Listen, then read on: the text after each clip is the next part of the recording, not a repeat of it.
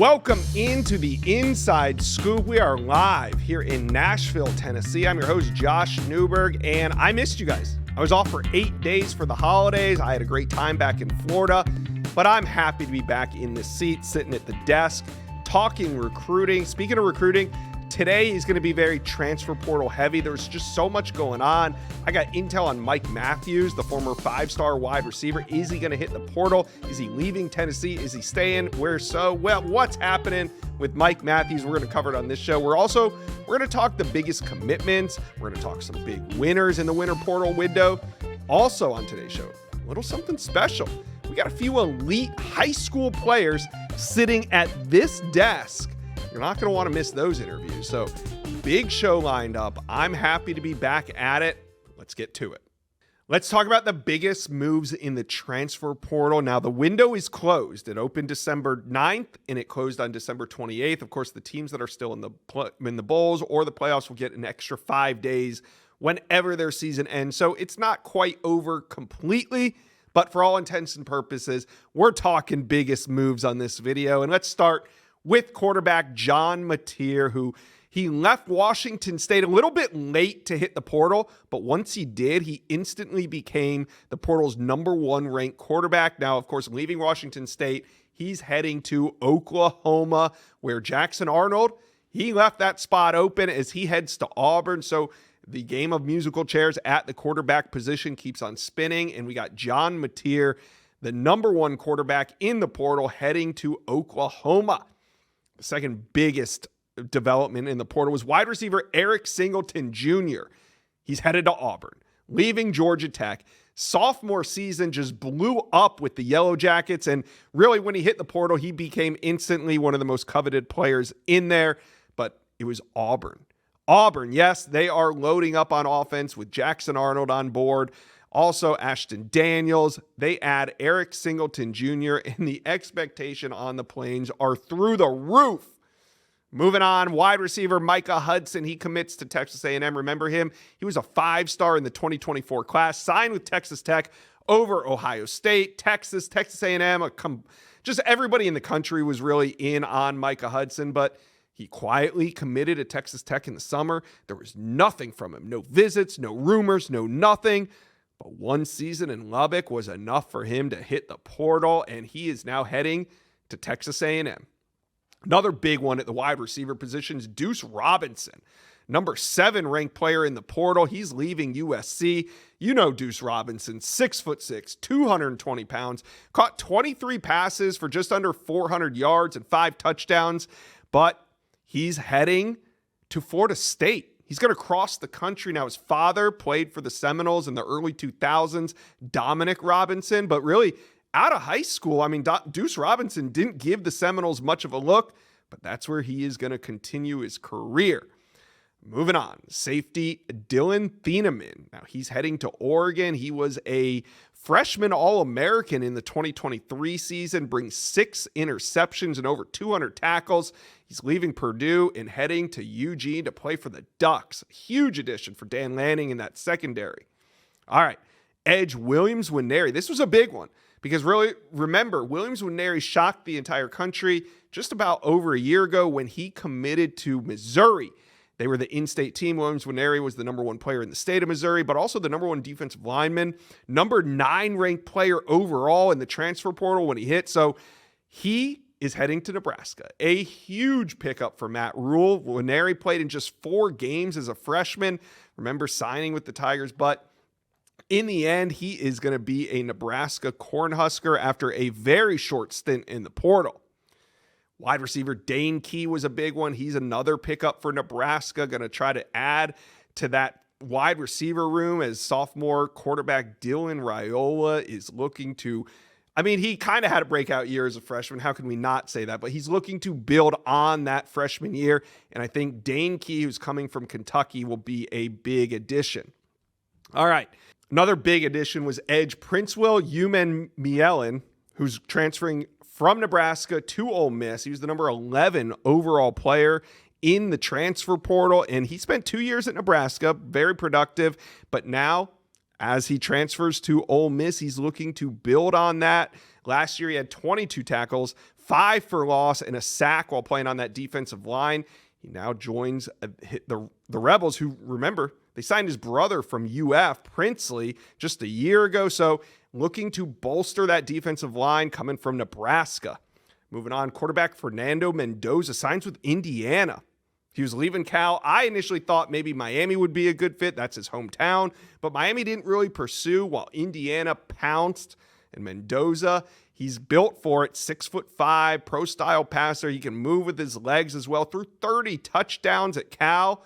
And he's headed to Indiana to bolster that offense. Moving on to wide receiver Nick Anderson, who signed with LSU, the number 13 player in the transfer portal rankings. And now Anderson didn't have a great 2024 campaign. He had a nagging quad injury suffered before the season. But in 2023, he really broke out. 31 catches for just under 800 yards and 10 touchdowns. He's bringing that to Baton Rouge. So these are some of the biggest portal moves that we saw during the window in the winter. What do you guys think? Were there some more important ones maybe that I didn't mention? Let me know. Comment section below. Who is the big winner of the winter transfer portal window? There was over 2,600 players that entered the portal, and there's been a ton of action up to the December 28 deadline, and the winter transfer portal is now closed. Now, at least that's for teams not playing in bowl games or the college football playoff. They will have an extra 5 days when their regular season ends, so we're not exactly done yet. But we're here to talk winners. On3 portal expert Pete Nakos recently dropped his top 6, and that's what we're going to break down today. But first, make sure you guys are subscribed to the On3 Recruit channel, the best recruiting channel on all of YouTube.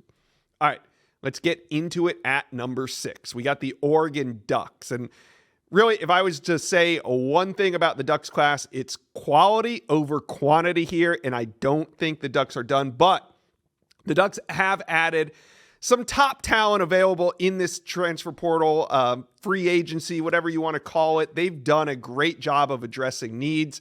Let's see. Isaiah World from Nevada. He goes 6'8", 309 pounds. He's a left tackle. He did not allow a sack this season. Then you also got Dylan Thieneman from Purdue. He was the 2023 Big Ten Freshman of the Year and Freshman All-American. So he's bringing 210 tackles and 6 interceptions to Eugene. Then they also took a flyer on Bear Alexander. He's a high-ceiling prospect that's on to his 3rd team, but he plays defensive line. He's made stops at Georgia and USC. He is productive, and we'll see if the Ducks can get the most out of him. Moving on to number 5, we got the Texas A&M Aggies. They are just loading up at wide receiver, but that's not it. Mike Elko's gearing up for a major second year, and we'll get to the wide receiver position in a minute, but big additions on that defensive front. TJ Searcy from UF, Samuel Mpimba from Georgia, Deion Haynes from Colorado. Another major addition in the secondary was cornerback Julian Humphrey from Georgia. But by far, the biggest infusion of talent came at the wide receiver position. Former 5-star Micah Hudson joins from Texas Tech. Then it was Mississippi State's Mario Carver. And on Sunday, NC State's Casey Concepcion committed to the Aggies. So you got Hudson, Craver, and Concepcion all in one offseason. A&M is doing a heck of a job revamping that offense. Good for Mike Elko heading into that second year. At number 4, we got the Auburn Tigers. Now, Auburn answered the biggest question that fans have been asking. Can we get a transfer QB? And Hugh Freeze delivered 2 of them. Former 5-star Jackson Arnold. Then it was Stanford's Ashton Daniels. He comes in the fold as well. Now, Arnold has that starting experience in the SEC, and now he'll play in that Hugh Freeze offense. So we'll see if they can get the most out of him. And Daniels is also a proven starter from his time at Stanford. So Auburn didn't stop there. They added 3 wide receivers, highlighted by the number 1 player in the On3 industry transfer portal rankings, Eric Singleton Jr. Remember, he was from Georgia Tech, and everybody in the country wanted him. So the Tigers loaded up this offseason, which means expectations will be quite high on the Plains in 2025, but Auburn fans are ready. Let's move on to Ole Miss. Ole Miss and Lane Kiffin, they wasted no time taking advantage of this cycle's transfer portal. The Rebels have kind of been known for revamping this roster year in and year out under Lane Kiffin from the portal. And this year's no different. Grabbing Caleb Odom, the jumbo wide receiver from Alabama, wide receiver Deshaun Stribling from Oklahoma State, and then Deuce Alexander highlighted this wide receiver class. Just a great addition to the passing game. But let's not sleep on tight end Luke Haas. He comes from Arkansas, arguably one of the most accomplished tight ends in the portal this cycle. And, the Rebels have also revamped its secondary. Quarterback Sage Ryan comes from LSU, safety Antonio Kite from Auburn. Then you got cornerback Jalen Braxton from Arkansas, a very solid class for Ole Miss on both sides of the ball. Moving to number 2, we got the LSU Tigers. Yeah, they missed on Bryce Underwood down the stretch, but LSU got to work in the portal. The D-line, that's where I'm looking. That'll be much improved. You got Patrick Payton coming from FSU, Jack Pyburn from UF, Sadir Mitchell, the big man in the middle from Texas, and Jamari Butler from Nebraska, all big pickups. And then with Garrett Nussmeier announcing his return, LSU added weapons at wide receiver. Barian Brown from Kentucky was one of the most coveted wideouts in the class. Nick Anderson comes from Oklahoma. And they took a flyer on Destin Hill, who has kind of been slowly emerging at Florida State, but suffered a knee injury before last season. And, I think all this, LSU fans, tell me if I'm wrong, but does it take a little bit of the sting from losing Underwood down the stretch? You guys let me know. All right. At number 1, Texas Tech. What? Yes, I'm not lying. Texas Tech is Pete Nakos' number 1 class after a frustrating final month of the 2024 season.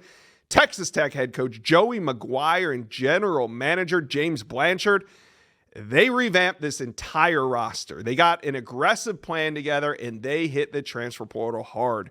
Texas Tech, yes, Texas Tech has added proven talent around its offense, but I think the trenches is where this class really shines. Edge Romello Height from Georgia Tech, defensive lineman Lee Hunter from UCF, another defensive lineman, Anthony Holmes from Houston. Then flipping over to the offensive side of the ball, a couple tackles, and Howard Sampson from UNC and Hunter Zambrano from Illinois State. The strategy and the dollars spent in this portal class look to be paying off in a big way, with the Red Raiders running away with the number 1 spot in the portal rankings. So these are Pete Nakos' top winners coming out of this winter cycle. So do you guys agree with Portal Pete? Is Texas Tech the team on top? Or do you think it's somebody else? Let me know. Comment section below. Promising freshman wide receiver Mike Matthews has told Hayes Fawcett of On3 that he intends to hit the transfer portal. Although as of Sunday afternoon, when we're taping this, his name is not in there. Now, Mike Matthews filed that paperwork right before the deadline on Saturday. And of course, there's a 48-hour kind of grace period where he could potentially pull back that paperwork. So right now, we're looking at a timeline of potentially Monday, maybe early Tuesday, of when his name could pop up, if it does pop up. Now, the portal window, when we talk Tennessee, has been relatively pain-free. But this Mike Matthews development, that would sting a little bit. Tennessee fans, before we get into this video, you guys do me a favor and smash the subscribe button to the On3 Recruits channel. All right, you guys all know wide receiver Mike Matthews, ranked as a 5-star plus prospect. What's a 5-star plus prospect? That's when the entire industry agrees that Mike Matthews was a 5-star. He was the number 26 overall recruit in the nation, and it was the 2024 recruiting cycle. We're in 2025. 2026 is up next. So remember, Mike Matthews, he was a top 10 wide receiver, number 6 overall. He was great. And last season, Matthews played for Tennessee. We saw him in 11 games, had just 7 receptions for 90 yards and 2 touchdowns. All total, Matthews played 199 snaps this season. So even though a hamstring injury early in the year slowed his progress, there was a lot of promise. He generated a ton of buzz this spring. You guys on VolQuest know all about the Mike Matthews reports. Now the question is, do we ever see Mike Matthews' name in the portal? And what is actually going on here, right? Let's think about it. Why would Mike Matthews be putting his name in the portal? Is this a playing time / system issue? Or is this a renegotiation tactic in the era of NIL? What do you guys think is next for Mike Matthews? That is the question. I'm skeptical right now that we ever see his name in the portal, similar to Boo Carter, right? Boo Carter had intentions to go in the portal. Less than 48 hours later, he announces he ain't going anywhere. So Let's say he does hit the portal, though. Mike Matthews does hit the portal on a Monday or Tuesday. Does his recruitment give us any indication of who could be in play or where he's going? So if we go back in time, remember who was in this. Now, of course, Tennessee landed him. They signed him. He actually committed to Tennessee right here on the On3 Recruits channel, and he did so in July. After July, we really never heard anything from Mike Matthews in terms of going back on his decision. I don't even know if he took any other visits besides to Tennessee, but let's go back to that recruitment and see if we can get a hint on where he could end up. Remember, there was 3 other teams, mainly. Of course, everybody in the country would have taken Mike Matthews, but in the end, there was 3 teams that were really in it for him besides Tennessee. You had Georgia, right? The in-state Bulldogs, the team to beat early on. You had Clemson Tigers. And to be honest with you, back in February and March, I thought early on that Clemson was going to be where he ended up. Then you also had the USC Trojans. Now, they're in a little bit of a different situation now. But those 3 were the teams that tried to sign him away from Tennessee, ultimately did not land him. So you wonder if he does hit the portal, could one of those 3 teams instantly emerge as a favorite? What do you guys think? Now, let's assume that Matthews stays in the portal. That means Tennessee will have lost 13 scholarship players. Defensively, they lost contributors Jason Jenkins. Now, he flirted with the portal a year ago. Christian Harrison and Jalen Smith. Now, they went to the portal before Tennessee's playoff game with Ohio State, whereas Mike Matthews just kind of beat the buzzer there and put his name in right at the end. Offensively right now, Matthews would hurt, but the biggest loss has been Squirrel White. He had 131 receptions for over 1,500 yards in 3 seasons in Knoxville. In total, Tennessee has 5 receivers in the portal. If Matthews ends up there, plus they lose Brew McCoy and Dante Thornton to graduation. So all in all, that is a lot of production. Now, what do you guys think? First, I want to know, why do you think Mike Matthews is hitting the portal? I kind of laid out some reasons. Is it playing time / scheme, or is this a renegotiation money play? Also, do you think this is the last time we see Matthews in Tennessee Orange, or is he coming back? Let me know. These are crazy times that we're living in. Talk to me about this Mike Matthews development. Do you think that he's playing for Tennessee next year, or do you think he'll be elsewhere? And if he is elsewhere, where? Let me know. Comment section below. We are here with Army National Guard Player of the Year, Talyn Taylor. He is committed to Georgia, signed with Georgia, no longer just committed. You are now signed, and you will be enrolling soon. So coming from Chicago, why Georgia?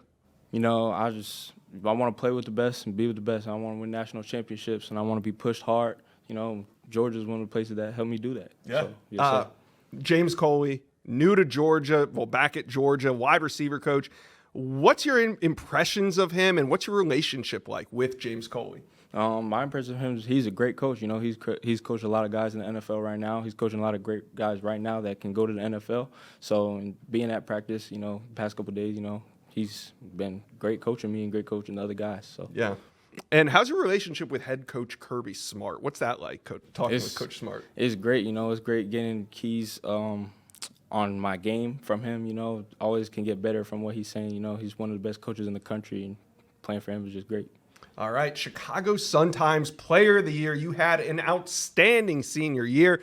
On3 bumped your ranking up to the number 3 ranked wide receiver in the country. What was it like to kind of see all that hard work, you know, culminate in a top 5 ranking at the position? It was great. You know, I mean, I've been working hard all my life for that. You know, it's finally good to see that it finally paid off and that people are starting to see my true talent. Yeah. So what was your recruitment like? Because I know you committed to Georgia in June. You really had a very quiet recruitment after that. Were teams hitting you up? What was it like behind the scenes? I mean, teams were kind of hitting me up behind the scenes, you know, but I just kind of stayed committed to Georgia, you know. That's where I really wanted to go. Yeah. So I just kept my commitment there. You're not tempted to, like, even take another visit or entertain another coach? Listen up, Inside Scoop listeners. It is Picksmas season. That's right. We're talking Prize Picks, and I love Prize Picks. We got the playoffs coming, NFL playoffs, college playoffs. It's a great time to up your Prize Picks game. You know why I love it, because of the quick withdrawals, easy gameplay, and an enormous selection of players and stat types. That's what makes Prize Picks the #1 daily fantasy sports app. Prize Picks now offers Apple Pay for quick and easy deposits into your account this football season. Prize Picks, it's the most fun way to make a little money during the football season. And here's what we're going to do. We're going to go to prizepicks.com/inside scoop. You're going to use promo code inside scoop to receive a guaranteed $50 once you play $5 in lineup. So get this. If you just play, all you got to do is play. You don't even have to win $5 in lineups. You're going to have a guaranteed $50 once you play.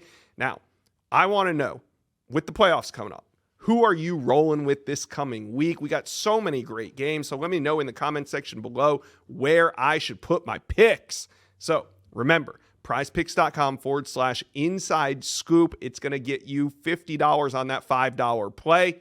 Prize Picks, daily fantasy sports made easy. I mean, that was tempting, it was hard. Yeah. I mean, it was very tempting, but, just talking with my family, it's just something I wanted to do and just stay at Georgia. What do you like about Athens? Just the city, not football. What do you like about Athens, Georgia? It's great being down there. There's a lot of people down there, it's a vibe, everybody gets along, everybody be vibing, and just it's a great town, great atmosphere. Yeah, it's really cool. All right, so we're here in Nashville, Tennessee for the Army National Guard Player of the Year. What does it mean to be honored by the Army National Guard? It means a lot, there's 5 other people, me being one of them. It's great. It's a great honor. A lot of people don't get this opportunity, and I'm just happy to be here and happy to talk with everybody. All right. Talyn Taylor, talk to Georgia fans for a second and tell them what they are getting when you arrive to campus. Y'all are going to get a playmaker. Y'all going to get a hard-working receiver. Y'all going to get everything out of me. That's all I know. All right. Talyn Taylor, Army National Guard Player of the Year. I am here with Tyler Atkinson, Army National Guard Player of the Year. He's here in Nashville, Tennessee. Now, you're from Grayson, Georgia. You're one of the best in the 2026 class. On3 has you as the #1 linebacker in the class. And if you're familiar with this channel, we talk about Tyler Atkinson a lot. So it's really cool that he's sitting here next to me. Tyler, Grayson High School, you've been on it for a while. How does it feel to be ranked as the #1 linebacker in America? It's just a blessing, true to God. Without God, I would not be in this position. Without my family, I would not be in this position. So just all the hard work and dedication I put into it, just coming out so everybody could see all the hard work and stuff. But without God, I would not be in this position, though.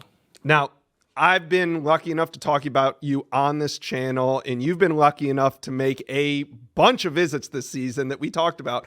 What trip stood out to you the most? I'll say all the schools I've been out to on the visit and games and whatever I was there for, they all stood out. I ain't making my decision yet, so all of them stood out to me, and I'm enjoying this process while I'm along to it, so it's very good. Yeah. Was there a game or two that was just a great game that you'll always remember being at? Off the top of my head, I cannot think of a game right now. But I've been in so much games, so I just, off the top of my head, it's hard for me just to say. But Ohio State did play a good game against Indiana, though. I'll definitely say that. Yes, sir. Indiana surprised you a little bit with their season? Coach had Googled me, so, Ohio State Googled them, and they lost. So just stay humble, you know what I mean? Yeah. You just said, you're not ready to make a decision. Where are you at in your process? I'm just going on along with the road. Got to take my official visits and stuff. But I'm just, whenever God tells me that time is right, I'll make that decision. But I'm just, just working and just stay humble. And then when that time is right, it'll be there. How do you decide on what visits you want to take? I mean, seeing the games that you hit and where you went, I'm sure everybody's asking you to come to their campus, but how do you decide on what you're going to do? I have decided on some visits I want to go on. I don't want to say it right now because, it's still in the planning, but I will definitely be announcing that soon. Mm-hmm. But yes, sir. So you think you'll take your officials in the spring, summer? When do you want to take your official visits? That is still in the process of my planning. But whenever we come up with my family, to discuss that would be perfect. Mm-hmm. All right. Want to talk about a major deal that you signed with Adidas. How did that come about? Why Adidas? How did that come about?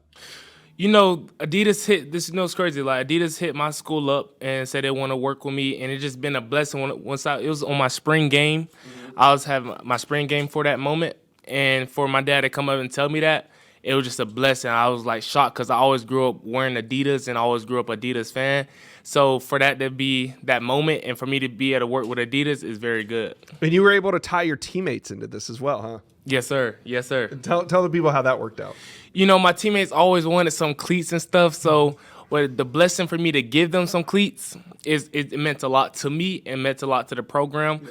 And for me to be able to do that, it felt good. Yes, do you feel like you want to sign with an Adidas program? Does that factor into your decision? No, that doesn't make my decision at all. You know, if that was the case, that's the case. But, you know, that doesn't have no effect on where I want to go. Okay. When you do take some of these visits, how much business are you talking versus how much, you know, academics and scheme are you talking? You know, I'm definitely talking about the school and the scheme, but it always comes school first. You got to have a good education. And, you know, so all that stuff plays into my decision. And yes, sir. All right. Now, I see that you've been to Georgia the most, which makes sense. They're the in-state program. What's your relationship like with Kirby Smart? Oh, it's good. You know, it's very good. My relationship with him is good. You know, I'll be at practice and say if I'm like almost in the drill, he'll call my name out on the microphone. Like, we got a good relationship. I've been growing up with Georgia since I was in 8th grade. That's when I first got my offer from there. So the relationship with Kirby Smart is very good, and Coach Shu is very good. When you're at Georgia, like, what are you looking for when you're on campus at Georgia? You know, you just see it at Georgia. You just see the hard work they put in from in and out. You know, they had a tough schedule this year, so you just see, like, the dedication they got for their program. You see how they coach. So that just, for their part, that's very good because you see they work hard. All right, you're here in Nashville, Tennessee. So what does it mean to be named Army National Guard Player of the Year? Oh, it's super a blessing. You know, this was something I work hard for. And for me to be in this position to be here with you and here with everybody else is very true. And I'm just going to keep working and be here next year. All right. Thank you. Tyler Atkinson, the #1 linebacker in America.